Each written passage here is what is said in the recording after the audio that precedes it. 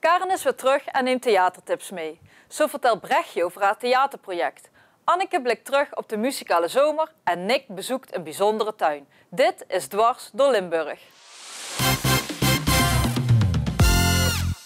Welkom bij Dwars door Limburg. Ja, we zijn er weer met een nieuw seizoen. En Karen, hoe was jouw zomer? Relaxed, ja. Gewoon leuke dingen gedaan met familie en vrienden. Een paar dagjes weg naar Gent. Dus gewoon lekker genieten. Lekker genieten, ja, heerlijk. Ja, Anneke, jij bent heel druk geweest volgens mij met festivals en muziek, of niet? Ja, veel muziek gezien inderdaad. En lekker een weekendje naar Giethoorn geweest. Dat is ook heel erg leuk. Lekker bootje gevaard, ja.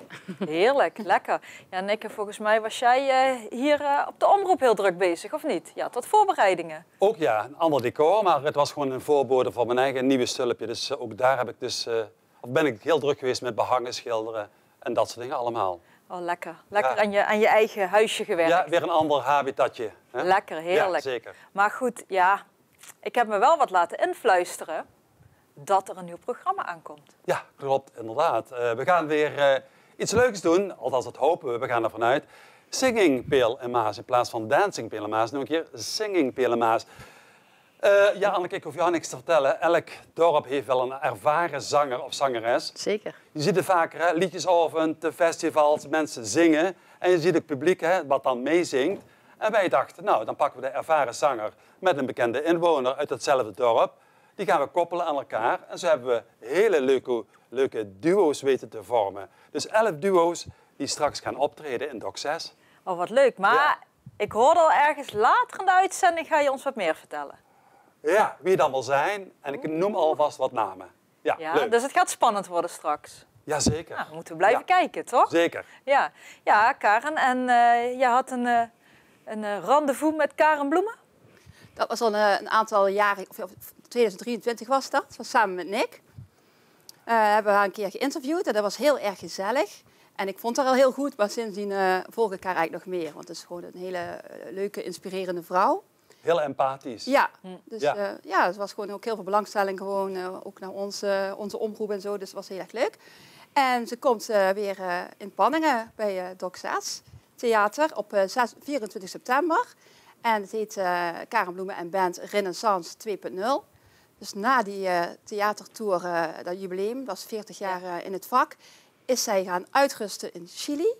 En, ja, heerlijk. Ja, op 24. En daar heeft ze inspiratie opgedaan om deze show te maken.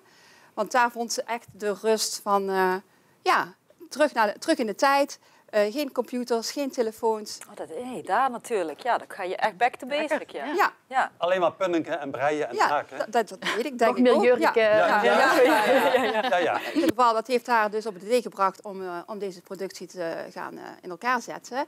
En ze gaat met muziek uit de jaren 70 en verhalen, anekdotes. Dus terug naar de tijd voor de computer. En dat vertaalt ze weer naar de tijd van nu natuurlijk. Dus, maar dat lijkt me een heel bijzondere, leuke show. Dus, en volgens mij is het ook haar laatste show, eigen show. Dus ja, het is wel de moeite waard om daar naar te gaan kijken. Want daarna gaat ze zich vooral richten op het regisseren van andere theatershows. Nou, leuk. Leuk. Best een grote artiest in Panningen, toch? Ja. Ja, hartstikke leuk. Maar ja, Anneke, jij hebt volgens mij wel wat hoogtepunten deze zomer gehad, of niet? Limburg bruiste. Ja, we hebben veel muzikale hoogtepunten gehad. Ja. Het begon eigenlijk met de Week van de Limburgse popmuziek bij Kerkenbuske, waar 12 acts uit Pelemaas hebben gestaan. Maar ook de Ossenfeesten in Maasbree zijn er weer geweest, begin augustus. De PM Zomersessie op het plein bij het gemeentehuis, waar allerlei muzikanten in band zijn gevormd en zich hebben laten horen. De Zomerparkfeesten in Venlo. En afgelopen zaterdag ben ik nog bij het Pleinfestijn, het Kessel en Kessel Eiks Pleinfestijn geweest in Kessel, waar ook veel lokale muzikanten hebben opgetreden. Leuk, en maar volgens mij heb je daar een filmpje van meegenomen, ja, of niet? Zeker. Nou, laten we gaan kijken.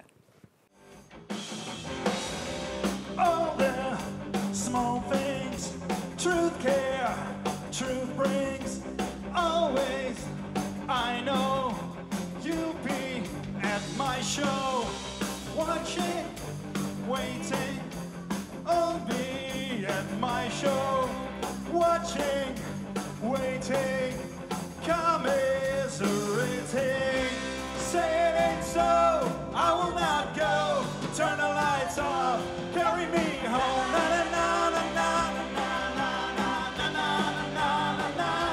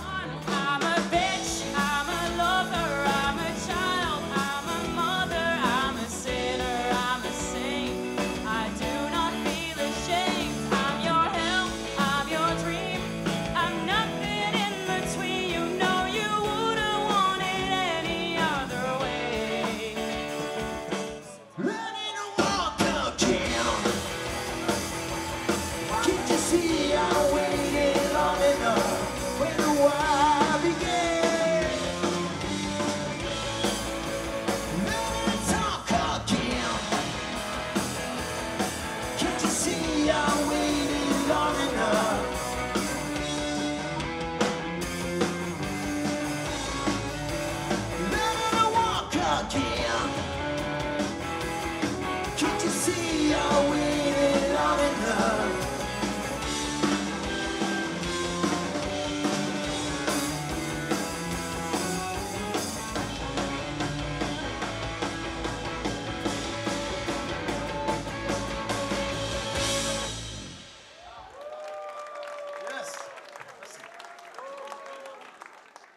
Nou, dat zag er wel heel gezellig uit.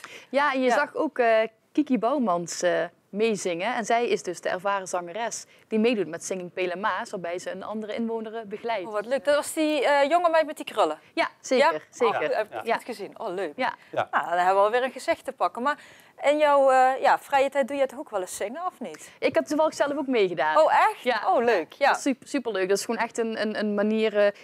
iedereen die weet je wel, wil en kan zingen uit Pele Maas, uit Kessel, die kan daaraan meedoen. En je ziet ook echt jonge meiden die dan daar voor de eerste keer een meters maken. Superleuk. Leuk. Karen, heb jij nog bijzondere hobby's? Nou, bijzonder. Wandelen, maar dat doen heel veel mensen.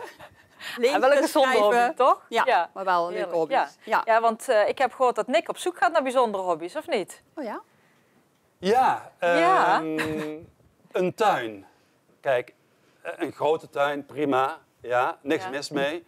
Maar bij de mensen waar ik ben geweest, ja, dan moet je wel echt een hobbyist zijn. Wat daar niet in staat, ja, ik kan het je niet vertellen, in die tuin was hij ook niet klein, maar daar stond heel veel in. En hoe ze het allemaal erin hebben gezet en ingericht, heel bijzonder. Dan moet het echt, ja, en ik noem het dan bijna een passie. Want een hobby is het dan niet meer. Nee, dat gaat te ver dan. Je gaat echt, ja, Heb heel je zelf bijzonder. een beetje groene vingers? Had ik wel, ja. Had je wel? Oké. Had ik wel, oké, ja, had ik wel. Maar niet in dat level. Echt niet, nee. Bij ons was het meer de zitmaaier, weet je wel. Ja.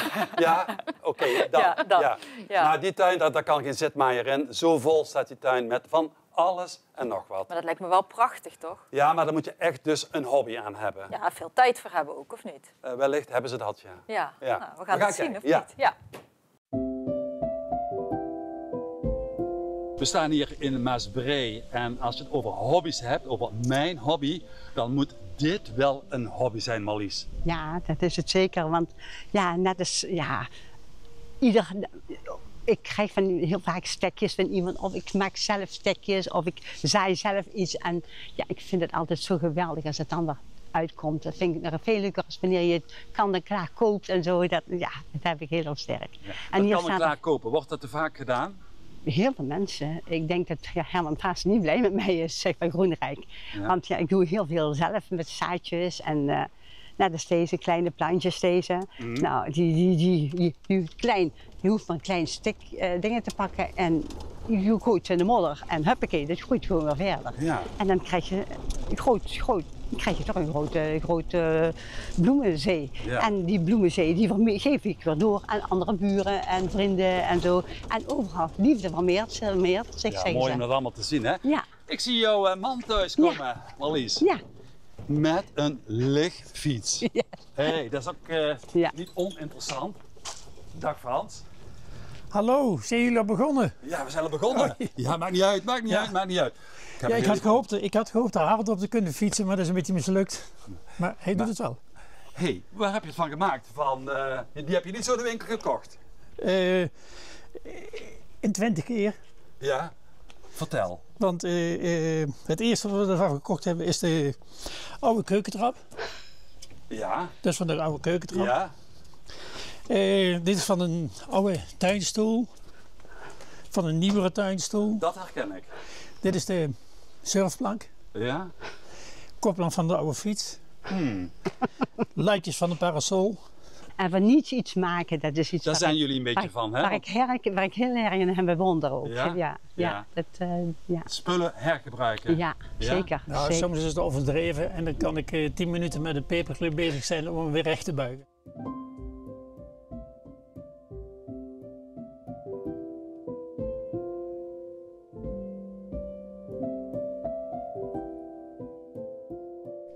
Ja, jongens, over Ja. hergebruik Dit is- gesproken. Ja, zeg dat. Hoe is het mogelijk dat deze takken zo vol hangen met peren? Hoe is het mogelijk? En dat, Ik denk een gezonde boom, maar vooral een goed voorjaar. Ja? Vroeg in het voorjaar was dat behoorlijk warm. Goede bevruchting gehad van de peren. En als je een goede bevruchting van peren krijgt, krijg je ook gelijkmatige peren. Dan blijven ze ook rond. Ja. Als ze slecht bevrucht worden, als er weinig bijen zijn, dan krijg je dus scheve peren. Ja. Deze boom, dat noemen ze een slaboom. Een slaboom? Ja, dit is een slaboom. Waarom een slaboom? En waarom is dat een slaboom? Omdat hij s'avonds doet hij dit. Klapt hij helemaal dicht. Ja. En die slaboom, een Perzische slaboom noemen ze dat. En ik was een keer aan het schoffelen tussen ons en de buren in. En toen stond er zo'n klein scheutje met deze blaadjes. Ik denk, voor hip. Een slaapboom. Ja. Slaapboom.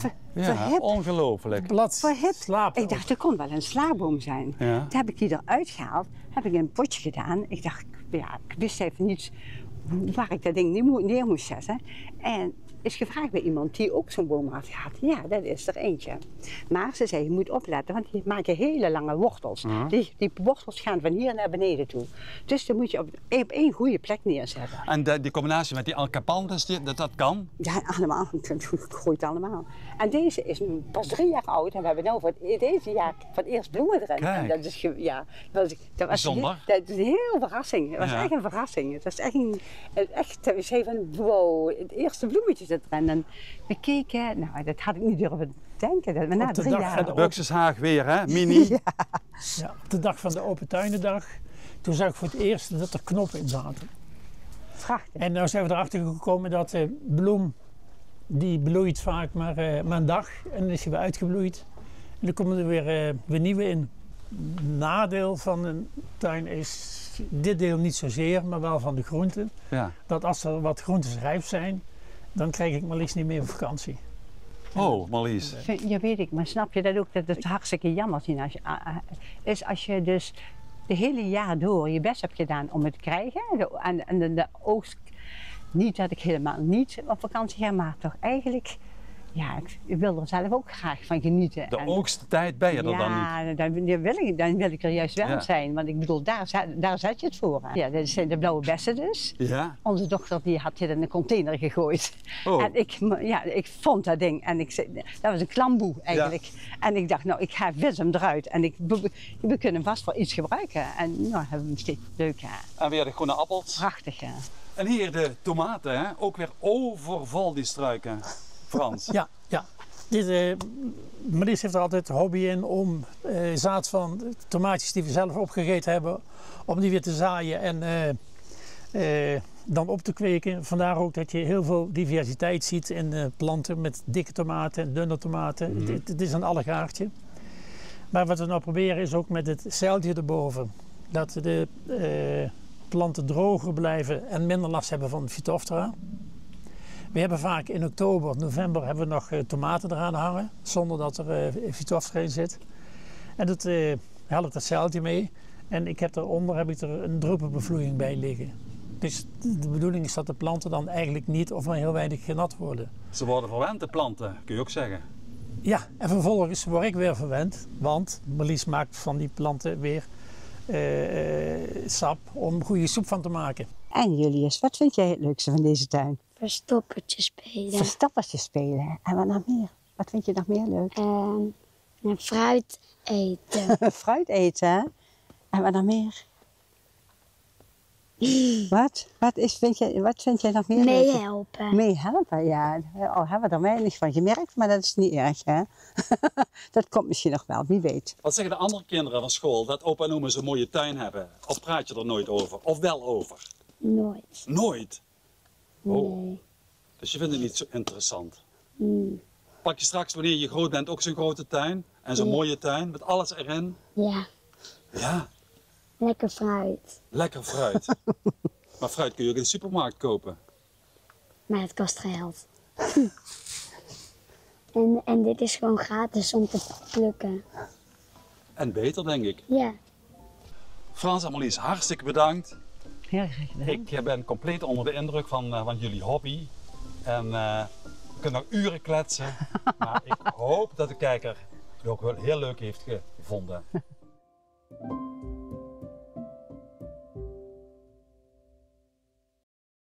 Jeetje, nou, dat ziet er wel uit als een park. Schitterend. Ja, mooi, Echt hè? Ja, echt, Ja. echt supermooi. Ja, mooi. En over parken gesproken, Karen, jij ging helemaal naar Parkstad, naar het mooie zuidelijke Heerlen. En daar heb je iets gezien van Huub Stapel, meen ik. Ja, in de Rode Hal in Kerkrade speelt zich het geluk van Limburg af. Ja, Ik dacht, ja, is ook Parkstad. hè? ja Is ook Parkstad. daarom. Ja. Ja. Dus ja, in de Mijnstreek. Jullie hebben er vast wel al van gehoord. Muzikaal theaterspektakel. In opvolging van het Dagboek van de Herdershond en hoe heet ze ook al? Zondag in het Zuiden. Ja, Het dat was is Zondag bekend, in het hè? Zuiden, Ja. ja, precies. Ja. Toneelgroep Maastricht, CRV Hermans. Met in de hoofdrol Huub Stapel. En hij is ook tevens producent.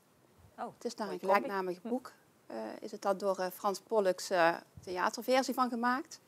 En de recensies zijn lovend. Dus ik ben heel benieuwd. Ja, ik ben wel Ik ga nieuwsgierig. nog wel kijken, maar ik ben nog niet geweest. Maar ik heb er wel heel veel zin in. Ja. Maar je kan ons wel al een tipje van de sluier laten zien, toch? Ja, zeker. Ja, laten we kijken. Hier, kijk, poster, zodat je weet waar je naar binnen moet. In de artiesteningang. Hier staat mijn naam al. Postzegel. Let niet op de rommel, postzegel, maar het is 2 maanden repeteren en alles. Wil ik mijn vader kennen, dan moet ik de mijngeschiedenis kennen. En wil ik de mensen die achter het spoor, hè, zoals we dat in Heerlen zeggen, in die prachtkrachtwijken wonen, ja, dan moet ik deze geschiedenis kennen. Kan iemand die van Huub openmaken, dat die verschil zien tussen een echte ster en een nep? Oh, daar is ze. De vrouw van Huub.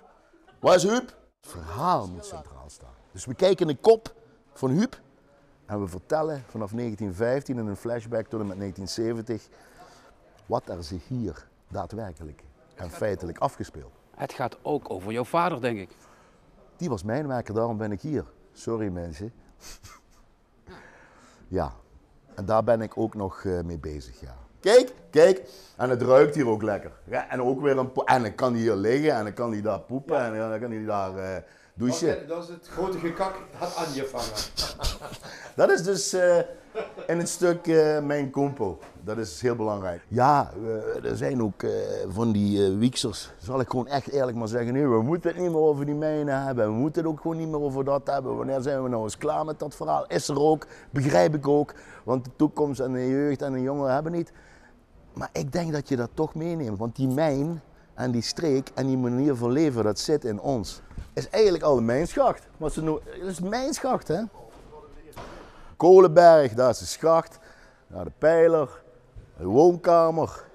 En we staan wel in een kanon zo'n klein beetje met die mijnindustrie, of dat mijnwerkers zijn, maar dat is, mensen weten nog half niet wat het is. En dan lopen we ook weer door de schacht. Dus dit is al de moeite waard. Barbara natuurlijk.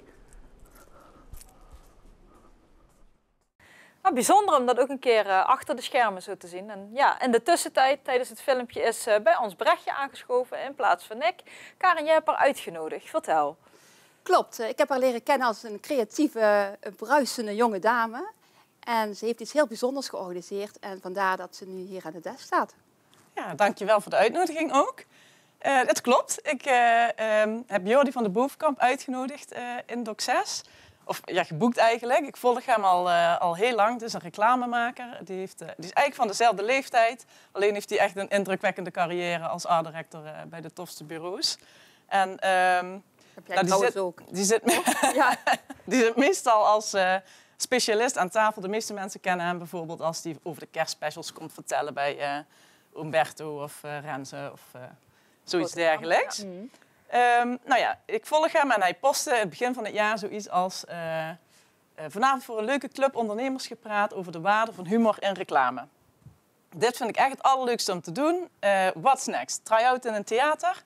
Dus ik dacht, ja, ik eigenlijk in een soort van brutaliteit, spontaniteit. Ja, kom maar naar Doc 6, bruisende omgeving. En ik heb met heel veel leuke bureaus samengewerkt. Ik denk, ja, dat lukt wel. Dat willen wel meer mensen horen. Waarom zou ik dat voor mezelf houden? En ja, zo gezegd, zo gedaan. Hij was ook gelijk enthousiast, maar ja, ik kon hem niet DM'en. Dus die nodigde mij uit gelijk. Ja, Doc 6 laat je horen, 06-nummer erbij. Ik dacht, wacht, even rustig aan. Ik ga eerst een inventarisatierondje doen, even bellen. Gewoon bureaus die ik ken, mensen in het vak die ik ken. En dan bel ik jou vrijdag en dan kijken we even of het zin heeft. En dat bleek wel. De behoefte was er wel. Iets kleiner eigenlijk dan Doc 6. Dus ik heb een datum ook dat KAVO en Doc 6 beschikbaar is. Maar ja, hij zei natuurlijk, what's next, try-out in theater. Dus ik wil het gewoon in de zaal houden, hè? Hoeveel mensen het ook worden. Leuk. Dus dat staat er op stapel. En in die inventarisatieronde, daar kwam ik ook in contact met Innova. En in dat belletje kreeg ik een baan aangeboden. Nou, lang verhaal kort, nu sponsoren zij dat ook nog. Dus dat heeft een hele... En ik heb er ook nog een baan gekregen, dus dat is al heel leuk uitgepakt. Ja. Maar heb je ook al een datum? Ja, 11 september. Ja. Om 7:15 dan begint het. En een kleine nuance. Heel veel mensen stellen zich dat voor als een theatervoorstelling. Het is een presentatie, een keynote-presentatie. Supersnel.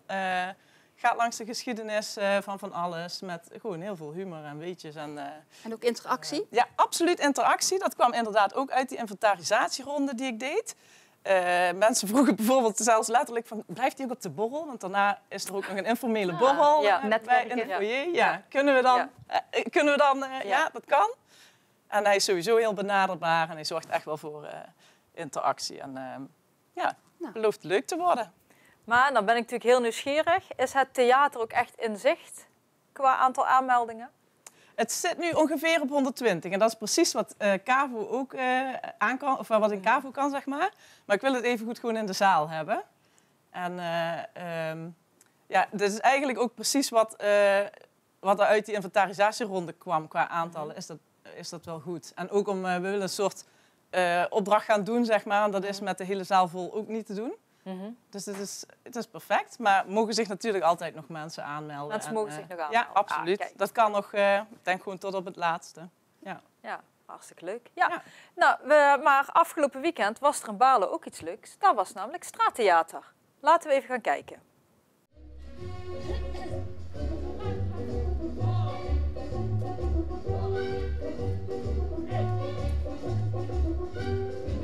Theater op straat is een evenement wat al jaren georganiseerd wordt, waar straatacts 6 keer optreden in verschillende volgordes en waar veel publiek op afkomt. Na al die jaren werd er eens gekeken van kunnen we daar iets nieuws aan toevoegen, moeten we er iets aan veranderen. Nou, sinds kort mag ik meedoen met de organisatie. Ik doe zelf aan digitale kunst en ik maak veel foto's in de cosplayerswereld, voor degenen die het kennen. Misschien 11 jaar alles van gehoord in Aarsen. En daar wordt heel veel gedaan aan bodypainten. Dus wij zitten minimum 6 uren heel veel stil, om daar 3 uurtjes van te genieten.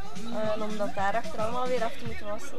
Ja. En dat kost ook wel een uurtje de tijd. Ik denk het ook wel, ja. Ja, toch wel. Ja, het is wel prachtig hoor.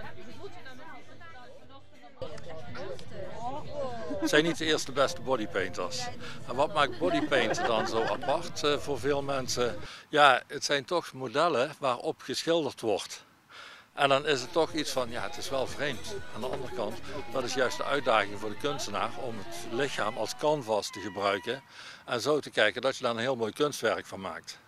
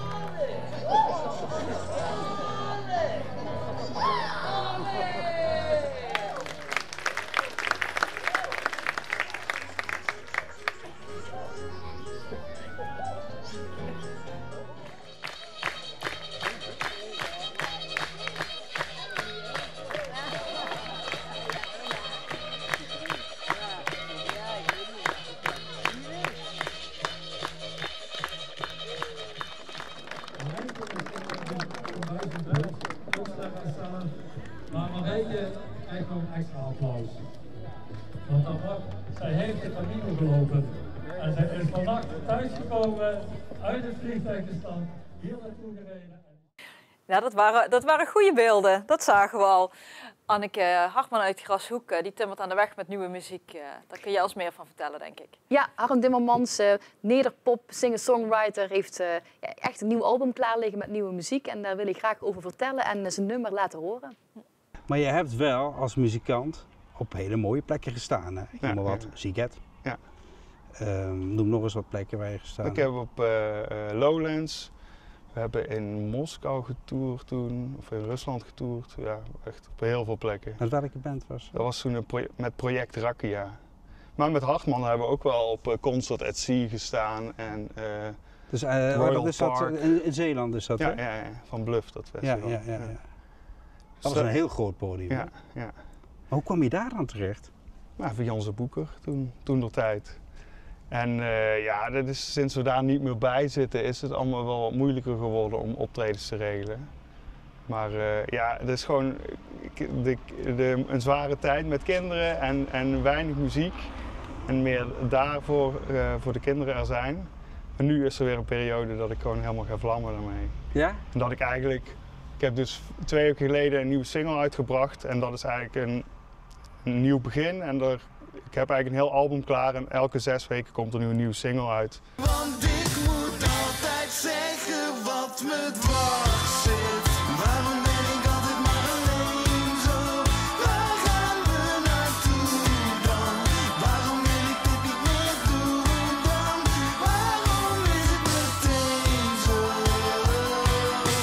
Zie je dan niet dat ik moet ontsnappen zodat ik niet lijd? Want ik doe het heus niet alleen voor mij of tegen eenzaamheid. Want dingen die ik moet wil ik wel doen, maar dan uit eigen wil. Maar we blijven toch nog even bij de muziek, want nou word ik nerveus, Nick. Kun je ons iets meer gaan vertellen over het nieuwe programma? Ja, wat ik eerder zei, 11 duo's, 11 ervaren zangers of zangeressen met een bekend iemand uit hetzelfde dorp. Gaan we 8 uitzendingen van maken, televisieuitzendingen, 8 vrijdagen als ik me niet vergis. 20 september dan hebben we de eerste opname in ons theater hier in Panningen, dan doen we 2 voorrondes. 18 oktober ook op een zaterdagavond, dan pakken we de sing-off en de finale. Ja, het wordt heel leuk, vind ik zelf. De voorbereidingen is wat omslachtig, maar daardoor krijg je natuurlijk ook wel heel veel leuke koppels. Ik ga wat dingen vertellen. Iedereen kent denk ik wel de groentewinkel hier uit Kapel. Jacques Vermeulen. Ja, en Lutger Scheres van de Breukes. Leuk. Ja. De volgende, Miranda Reinders uit Kessel-Eik. Die gaat dan met Kiki Bouwmans het doen. Dan hebben we Rezi Kemper, ook bekend in Echel. Hè? Ja, zij wordt geholpen door Cherise Brummans. Ja. En dan hebben we Wim Knippenberg samen met Paul Aert. Wim Knippenberg uit Durp. Hè? Kennen we van de presentatie van de Proost. En dan hebben we Nicole der Kinderen van Doc 6, hè? De productie en office manager van Doc 6. Dus zij samen met Geert Geurts. En we hebben nog een heel rijtje, maar we maken elke dag iemand bekend. Dus via Facebook en onze social media kanalen. We gaan de mensen volgen tijdens het repeteren. Ze krijgen een zangcoach, hebben ze ter beschikking. Ze krijgen de kleding, krijgen ze door lokale onderneming, worden ze gekleed. De kapsels, et cetera. Dus ze worden lekker in de watten gelegd. En het worden hele leuke uitzendingen. Het is... nogmaals, klinkt een super uitdaging. professioneel ook. Ja. Is er ook een jury? We hebben uiteraard ook een jury. Nog niet helemaal compleet. Ook hele leuke namen. Ik ga daar nog helemaal niets over vertellen. Nee, jammer hè. Ja. Maar weet je, toen ik de mensen benaderde, zeiden ze van, ik kan niet zingen. Ik zeg, jongens, dat is juist het format van het programma. Een ervaren zanger met iemand die niet kan zingen. Kijk, op een festival zingt ook iedereen mee met iemand die daar een performance houdt. Ja, dus dat is ook zingen. En de 6 weken, dus we zijn afgelopen maandag zijn ze begonnen met het repeteren. En het valt hen allemaal mee. Ja, superleuk. Ja, zeker, dat komt allemaal goed. En mogen ze een eigen song bepalen of wordt dat ook... Ja, ze mogen een voorstelling doen, een voorstelrondje van 5 nummers. En wij kiezen dan de 2 of de meest geschikte nummers voor dat programma uit. Kijk, niet dat iedereen Shania Twain doet of iedereen dat soort dingen. Dus we proberen daar zelf een hele mooie mix van te maken, zodat ook een hele leuke avond wordt voor de bezoekers. Ja, en de nummers passen ook bij wat de stem aan kan, zeg maar, van een zanger of zangeres. Ja, kijk, en dat is Slim. natuurlijk het ding van de ervaren zanger. Hij moet een beetje in kunnen schatten, zit ik te hoog, zit ik te laag, wat is het bereik van die bekende inwoner. Ja, leuk. Ja, maar dat is natuurlijk de taak voor hem. En dan komt uiteraard nog de zangcoach erbij die dan de zenuwen en wat tips geeft op het laatst. Microfoontechniek, Ja, en dat soort dingen. Ja. Maar we gaan het allemaal volgen en ja, het wordt heel leuk. Ja. Ja, je Dus- hoort al, Anneke heeft hier ervaring mee, hè? Dat horen we meteen. Ja, helemaal leuk. Ja, nou, ik ben zelf een jury geweest in Zeilbach. Hebben ze ook een keer zo'n traject gedaan. Het was fantastisch. Er waren mensen die dachten dat ze niet konden zingen. En die op de avond, de winnaars, die zijn zo gegroeid. Ik vond dat fantastisch om te zien. Die dachten dat ze niet konden zingen en ze waren fantastisch. Ja, en ik hoef jou niks te vertellen, hoeveel talent hier in Pillemaas zit. Zeker. Er komt meer bij. Er komt dus nog veel meer bij. Ja, superleuk. Dus, Ja, helemaal leuk. Ja. Maar Anneke, jij hebt het nog steeds super druk, want volgens mij gaan er nog een paar evenementen aankomen. Ja, in ieder geval 18 oktober Rockalong in het MAF-centrum. En dit keer een speciale tribute-versie. Dus allemaal rock-tribute-bands. Dus zou ik zeker even in de gaten houden. Heel leuk, heel leuk. Ja. En behalve heel veel evenementen die komen, is er ook nog heel veel nieuwe muziek. Hè? We krijgen heel veel releases ook. Ja, Kun je ons daar nog iets over vertellen? Ja, je zag net natuurlijk Hartman al met zijn nieuwe nummer Tieren. Maar ook Blackbird heeft morgen een nieuw nummer uit. Dat nummer heet Looking For You. Lekkere retro popmuziek, dus zou ik zeker even in de gaten houden. Fish in the Sky, Vincent uit Grashoek, heeft het nummer Nostalgia gemaakt. En hij maakt hele bijzondere, sferische, dromerige Efteling muziek eigenlijk. En dit nummer gaat over als je je zolder opruimt, dan kom je allerlei herinneringen tegen. Die bekijk je dan en die breng je helemaal terug in het moment van dan. Ik had het zelf laatst ook op mijn agenda tegen van de brugklas. En ik zat weer helemaal in dat gevoel van Pieter, André. Nee, precies. Helemaal, dit Er is nummer, er niks mis mee om lekker weg te mijmeren. dit nummer duurt ook 10 minuten. Kijk. Dus we kunnen het niet helemaal laten horen. Maar Vincent zegt, het is een museum van herinneringen. Een foto van groep 8 kom je tegen. Een houten robot die je zelf hebt gemaakt. Een museum van herinneringen. En als laatste, een verrassing. Daar komen we straks nog even op terug. Komen we nog op terug? Nou ja, volgens mij hebben we nog een filmpje waarin de muzikanten zich even voorstellen.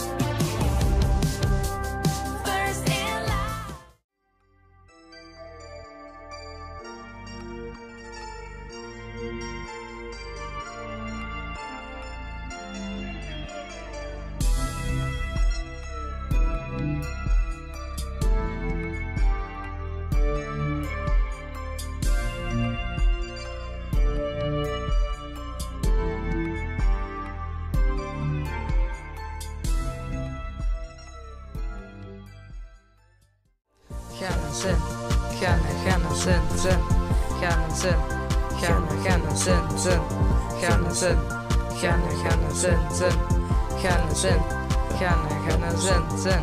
gaan zin, gaan zin, gaan zin, gaan zin, gaan zin, gaan zin, we hebben gaan zin. Anneke, ik zag ook nog net een liedje voorbij komen, GNSN. Ja, lekker passend natuurlijk bij de start van het schooljaar.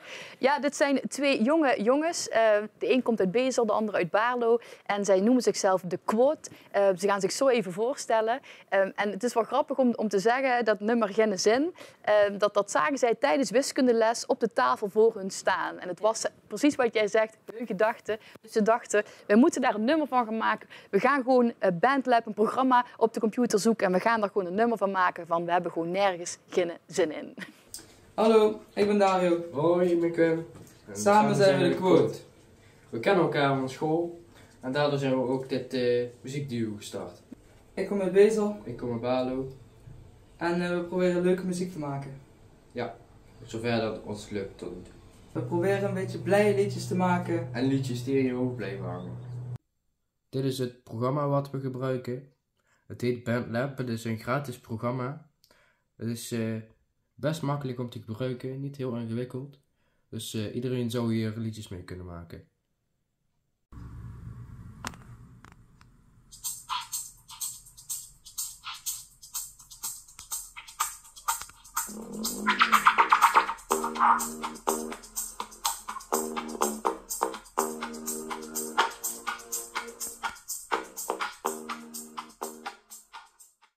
Dat was het weer. Meer activiteiten vind je op onze site. Fijn dat jullie er waren. Dank voor het kijken. Volgende week zijn we er weer. Tot dan!